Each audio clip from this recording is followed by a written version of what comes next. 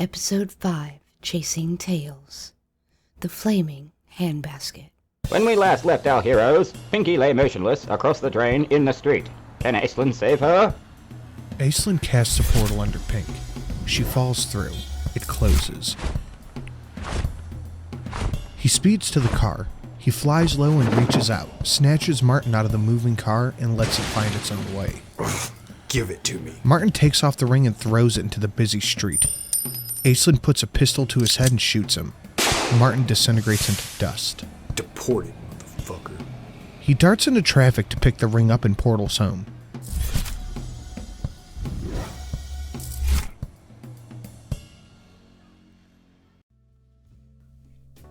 Pink lay on her bed in Cloud City, human and alive again.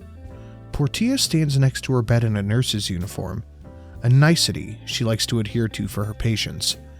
She doesn't do much healing now, but once in a while, she has someone to look after. Today, it's Pink. Pink moans in pain and begins to come around. Shh, don't try to get up. I'll bring you some water. Portia softly pads out of the room. Aislinn is there at the door. She okay? Did she make it back? Yeah, she'll be all right. We just need to get her hydrated and let her rest. She passes Aislinn on her way to the water dispenser. She pours a cup to take it back. I didn't know if that would work. Well, the curse always brings her back. But she was dead. First time, huh? Yeah. Well, it works like this. Since the curse always brings her back, sending her here is the best way. I was there when she appeared.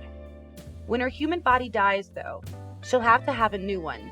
And then she'll have to grow up in the new body before she can go back to work. That's why it's so important for you to protect her body. At least then I'd get a break. I'm sorry, what was that? Nothing. Portia crosses the room to Pink's bed again, where she unfolds a cloth for her head. She sets the water down where she can reach it. Pink opens her eyes barely enough to see. Portia smiles down at her. Take it easy, drink some water, and I'll be back with some food. Portia leaves and Aislinn stands in the quiet, alone with his thoughts. A knock sounds at the door.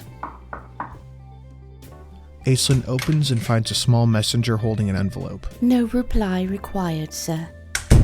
Aislinn closes the door and sits down to read the message. The letter reads, Aislinn, good work. When she recovers, we will meet. Metatron. Well, at least that's a small mercy.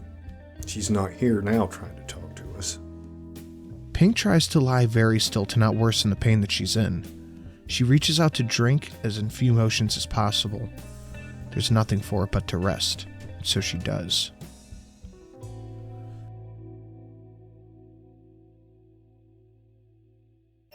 Will's place is full of people. Church people, musicians, and family all packing and moving boxes into the truck outside. Nearly everything is gone, but Mama Kate and her chair. The counter in the kitchen is covered in various food items in different stages of consumption. As the job winds down, people begin filling the empty space. They eat, talk, play music. Will sits and soaks it in, memorizing faces and voices. Who knows when this would happen again? It feels like the end of a chapter he wouldn't be able to read again later. You okay, baby? Yeah, Mama. I don't know. She nods, understanding what he must be feeling. She feels it too. The jumble of pleasure and pain in this bittersweet moment. Tomorrow she'd be off to the hospital, and Will would have to make that long drive alone. But it's new, and new is good. I remember when you were a kid, and you first picked up the saxophone. Such a cute little nipper. You ran around with it everywhere, slung on your back like a rifle. Strutting around with your sunglasses on, you thought you were the living end. Everyone laughs. Remember what you were doing before you came to my place? I had 2 jobs and was busking at festivals. I won't miss that. You shouldn't have taken so long and come when I asked you. You know I wanted to do it myself. I do. But if you're ever back in town and you need work, come see me, Mr. Famous Big Shot.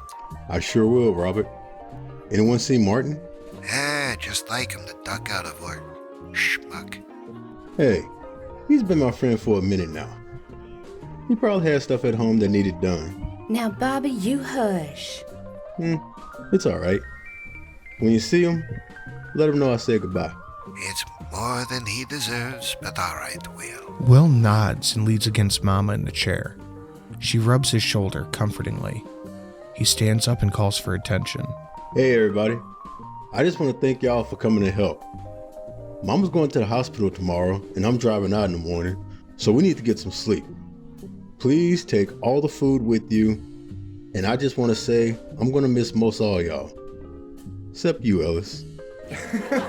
All right. Everyone laughs and Ellis hugs him cheerfully. There are a few goodbyes and well wishes and a lot of hugging. Once the place is empty, they get settled in. Will pulls a blanket over the little pallet he made to sleep on. He lays there for a while thinking about what the city will be like. He'll have to learn a new town, make new friends, maybe even go to a church. After a little while, he can hear Mama praying in whispers. She has a little cry and then goes to sleep. It's been quite a day. Soon her soft snoring can be heard.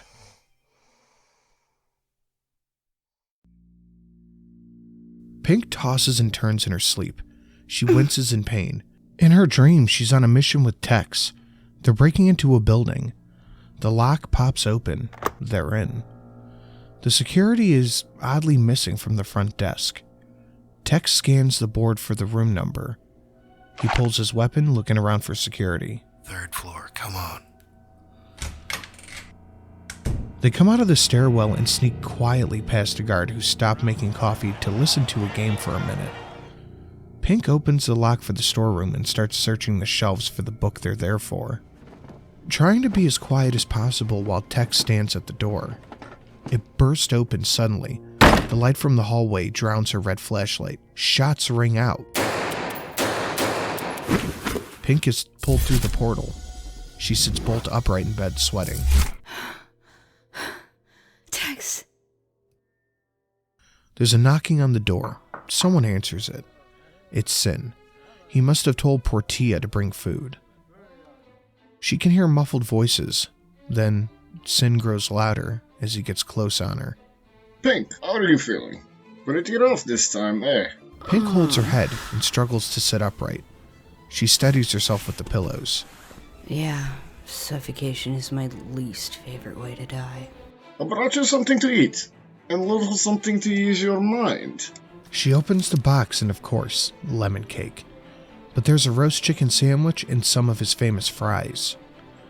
There's also a little jar with some green flakes in it. She hands Sin the jar. Here, you roll and talk, I'll eat. He begins to roll one. He's careful about how he produces the near-perfect joint. Pink comments through a mouthful of sandwich. See, this is why you roll. Now why did you come to see me, I've got a review coming. She drops the sandwich in the box and wipes mayo off of her face. You need me to go. He nods sheepishly. She puts her hands on his and leans to catch his eye. I got you. But you'll owe me one. Sin brightens and offers her the roll-up. Only the best for you. What contraband would you like this time? She lights it up, hands it back to Sin. Aislinn does need a new sling. His has a tear. It's not really contraband, but okay. I could use a backup way to stay human. You know, just in case. Now we're talking. What will it be? A chip? An implant? A tattoo? Sin lifts his sleeve to show the large cake tattoo on his forearm. It peers out from under chocolate drip icing menacingly. Pink laughs and coughs. Those could all go horribly wrong. I've tried every magic item I've found yet, and I'm still here. There must be a way. Why don't they do anything? I'd die and go to heaven. Well, or hell. And then I'd be out of reach of the orders, and they need me. What would we do without you? Probably smoke Infernal with some other immortal, I suspect. So when do you want to go, Sin? We are ahead of deadline, so we will wait until you are better. Da? Duh. Thanks for the food, Sin. I'm feeling better already. He rises to leave. She reaches out to give him what's left of the joint and he declines it. She puts it out and snuggles down in the bed. Pink lays there staring at the crystal on the table next to her, wondering how Tex is. Once Sin came and began making noise, Aislinn ported out of her place into the dark street. This part of town was a little used. At least, no one wanted to be seen here. He makes a little whistle out in the dark. And out of the shadows comes a beautiful woman.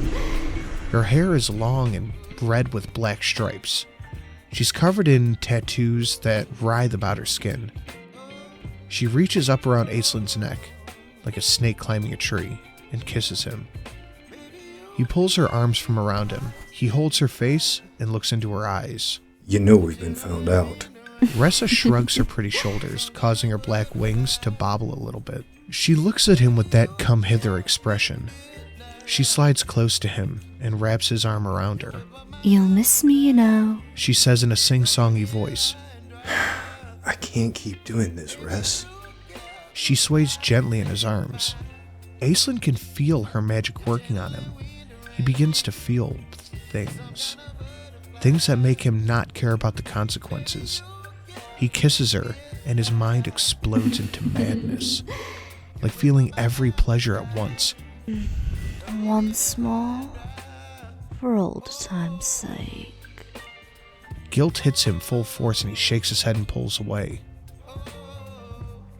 Aislinn feels the immense pain of going up against God's will, but in some way it added to the experience, almost as good as being human again. She warped them to her place, here in the Hells. They did what anyone would have done in the situation. After all, succubi know exactly what they're doing. Angels have special needs and abilities. Aislinn was in for one final ride.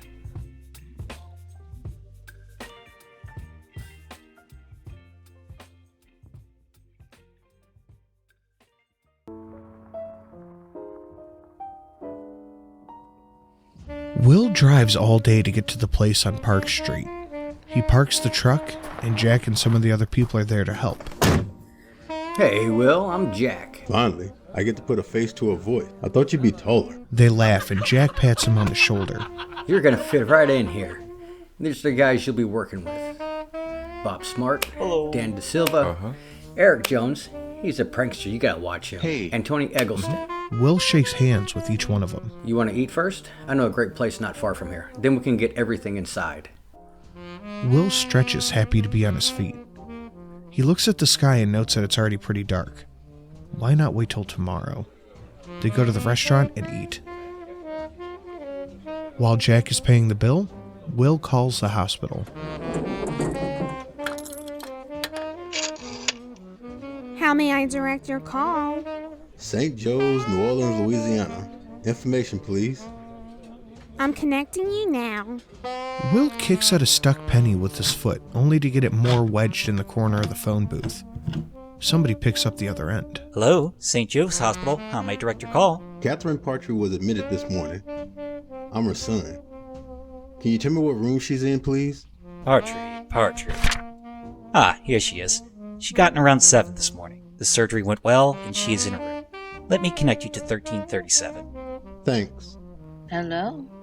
Mama, it's me. How are you feeling? Alright, I guess. I'm hungry, but I'm okay. Did you make it alright? Have you seen the house? Yeah, Mama. It's cozy and close to work. I think you'll like it. The best thing is, no stairs.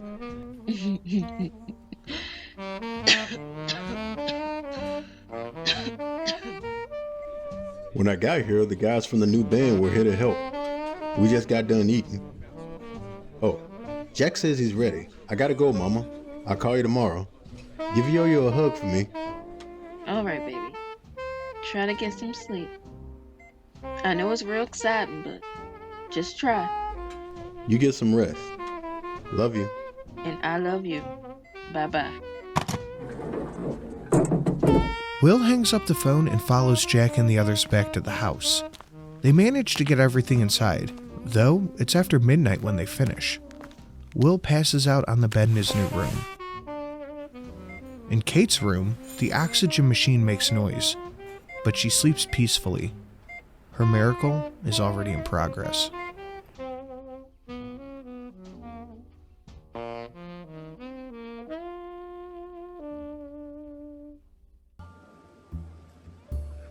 Pink wakes up in bed feeling much better. She sweeps the covers off and gets dressed. She drinks a glass of water and heads off to Sin's place. Sure is quiet in here. You look bright as ever. Are you ready? Yeah. Sin opens a portal and they step into hell. Next week, we venture into the bureaucratic and somewhat violent realm of the Hells. Will Pinky emerge unscathed this time? Will Aislinn be found out? Stay tuned for the next episode of Chasing Tales. All together now.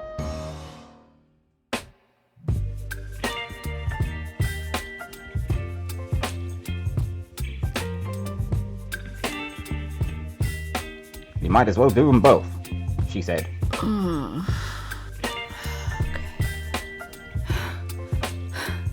Tex. Hey, right down over there with all that noise, god damn it. Ooh, lordy, I can hear your stomach rumbling from here. It looks like it's wanting to eat through your spine. You want to get something to eat first? I know a great place not far from here. An old mammy, she can cook anything. Baby, baby, baby, you okay, baby? Once more. Belle! I think that's it. Hello, St. James Hospital. Shoot. Hello, St. James Hospital. Why do I want to keep calling it St. James? That Aislinn, he about messed up there. Almost got them wings clipped. Almost got something else clipped. Oh, good lord. Let him know I just messed up this line. Three-legged dog walks into a bar. Spurs all a jingling and a jangling. Walks up to the barkeep. Barkeep says, "What can I get for you, fella?" Dog looks him dead in the eye. Says with a face that could kill a man outright, "Barkeep, I'm looking for the man that shot my paw." Guitar riff.